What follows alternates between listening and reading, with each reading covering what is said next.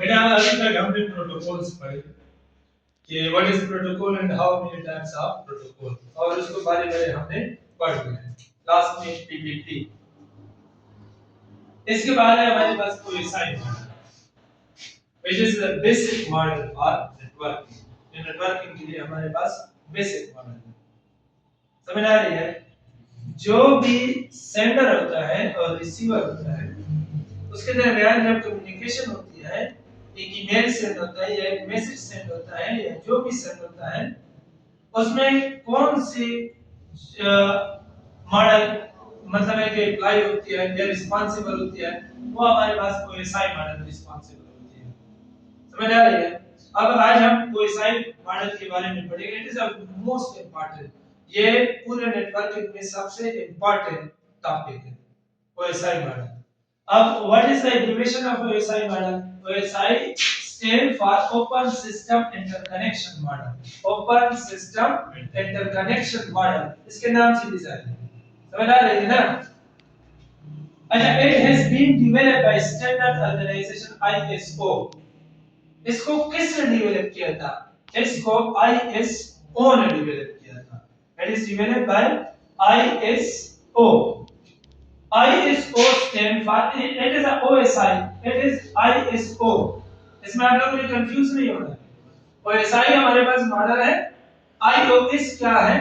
International standard, international organization for standardisation.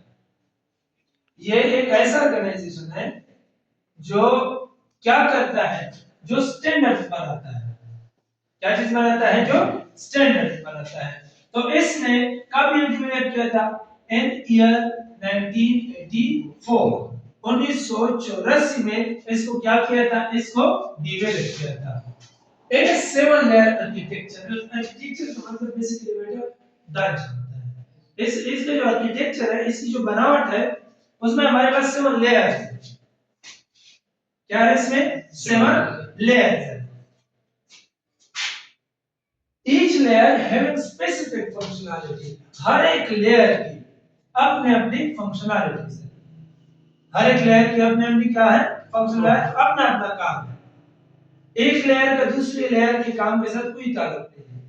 समझ आ गई? तो उसको बाद में पढ़ेंगे कि कौन सी लेयर का क्या काम है। All these 7 layers work collaboratively to transmit the data from one network to another network across the globe. पूरी दुनिया में ये जो 7 लेयर्स हैं, ये डेटा को ट्रांसमिट करता है एकत्र। इसमें ये नहीं होता कि 2-3 लेयर हो तो काम होगा। इसमें 7 के 7 लेयर्स हमारे पास मौजूद होने चाहिए। मतलब 7 लेयर्स होते हैं इसमें, तो ये आपस में इकट्ठे काम करते हैं। काम इन दोनों, इन सातों का मुख्तलिफ है, लेकिन ये काम क्या करते हैं? ये काम इकट्ठे करते हैं। तो इसमें हमारे पास 7 लेयर्स होते हैं। हर एक जमाने मैसेज जब सेंड होता है रिसीवर तक, तो उसमें ये लेयर्स जो है ये काम करते हैं। लेट्स सपोज हम एक मेल भेजते हैं, मेल तो मेल इसी तरह तो नहीं पहुंचता ना दूसरे सिस्टम तक। उसके लिए हमारे पास कुछ ना कुछ चीजें तो होंगी ना, तो वो इस ओएसआई मॉडल की मदद से क्या होता है? होता है। तो इसमें पहला जो लेयर, ये सेंडर और रिसीवर को बाद में पढ़ते हैं। इसमें पहले जो लेयर है वो एप्लीकेशन लेयर है, एप्लीकेशन लेयर। उसके बाद प्रेजेंटेशन लेयर है, उसके बाद सेशन लेयर है, उसके बाद transport network data link physical layer. समझ आ गई? These are all the 7 layer. ये सब जो है ये नेटवर्किंग में काम करते हैं। मतलब एक मैसेज सेंड करने में, कनेक्शन बनाने में, इन सब चीजों में कौन क्या चीजें काम करती है? ये 7 लेयर्स जो है ये काम करते हैं। अच्छा, इसमें पहले एप्लीकेशन लेयर, इसको हमने एक तरतीब से बनाया है। पहले जब मैसेज सेंड हो जाता है तो एप्लीकेशन लेयर में चलता है। फिर उसके बाद प्रेजेंटेशन में ये एरो कीज आप लोगों को नजर आ रहा है, एरो की डाउन फॉल है। यस सर, डाउन है ना? इसका मतलब ये है कि सेंडर से मैसेज इस तरह क्या होता है? यहां से पास होता है लेयर से। तो जब ये मैसेज फॉरवर्ड हो जाता है तो रिसीवर क्या करता है? फिजिकल लेयर से इसको क्या करता है? रिसीव करता है। सेंडर पहले मैसेज किसको कहां पर चला जाता है? Application layer.